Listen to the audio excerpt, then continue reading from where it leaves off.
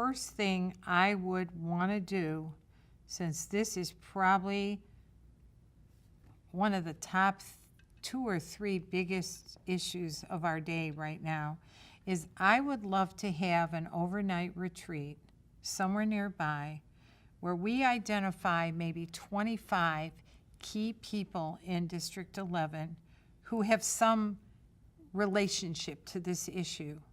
And we all leave the office and leave the house and all go sit down and try to list out from everybody's point of view who thinks what is happening, and ask this community, what are, if you could give me a recommendation, 2 recommendations, but to really understand the dynamics, I think I would really like to be in a room with about 25 people where we really lay it all out. So okay, I'm going to give you some information. We had here the first time an incumbent prosecutor upseated.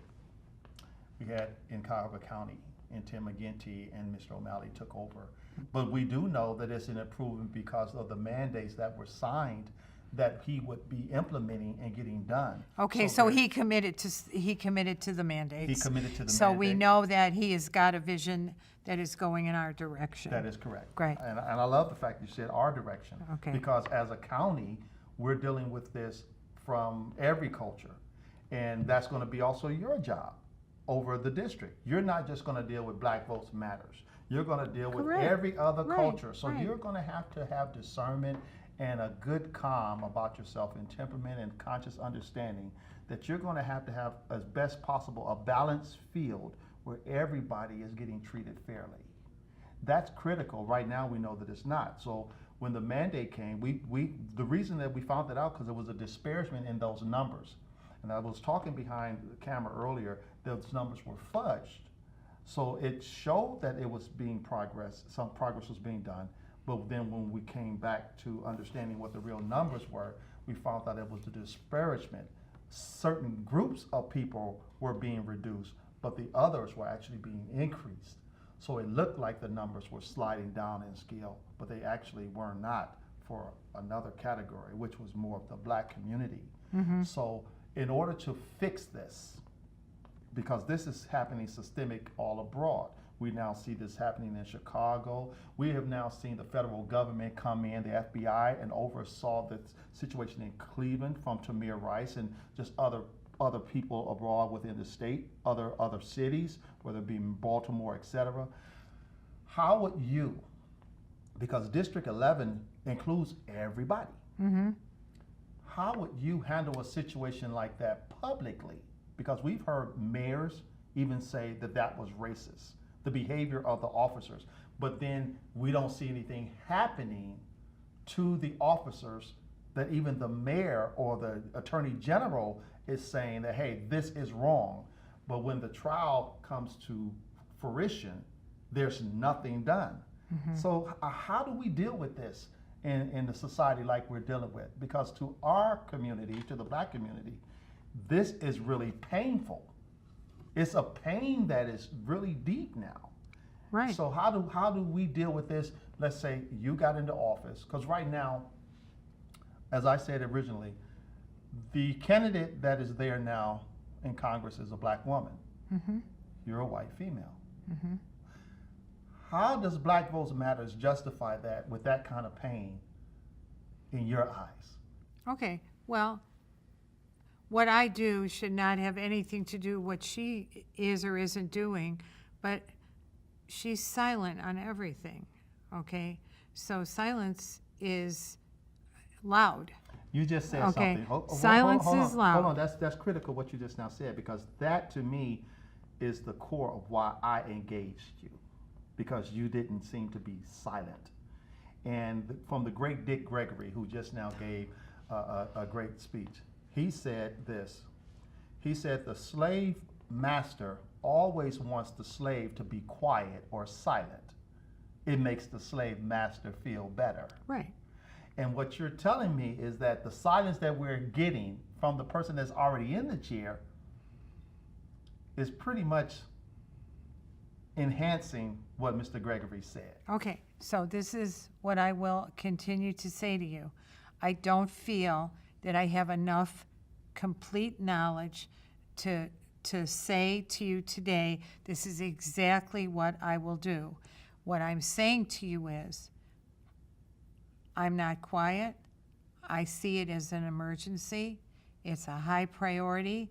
I feel like solutions come best when you bring good minds together, sitting down people together who are willing to lay out. Would you commit to these roundtables? Because Oh. that's part of the mandate. Absolutely. And we recommend at least 4 of these roundtables a year. That's every 3 months to bring to the public's attention the progress or things that should be progressing. Absolutely. I think- would commit to and- that. and- But what I want to say is that your community needs to understand that the silence at her level is contributing to the problem, because she's not saying,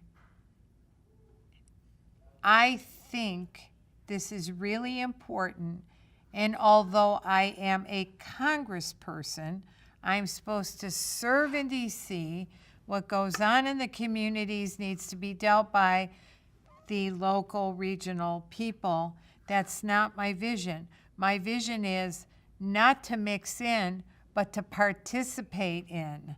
Involved. Okay, and that's what I'm talking about. When I'm saying bring in 25, maybe it's 30 people, we've got to, and you may be the guy who tells me who all needs to be there.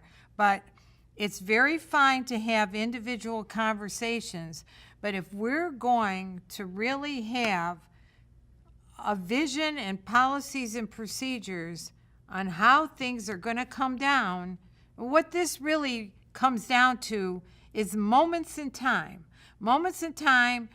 where it looks like a person who is black, probably male, could be female, is doing something that the police are responding to. It's an incident. How do we manage incidents? What is the whole component of an incident? What starts, what's acceptable, what's not acceptable? There was a good solution to that issue that came up yesterday at the radio from a caller. That caller said, why don't we put this in school?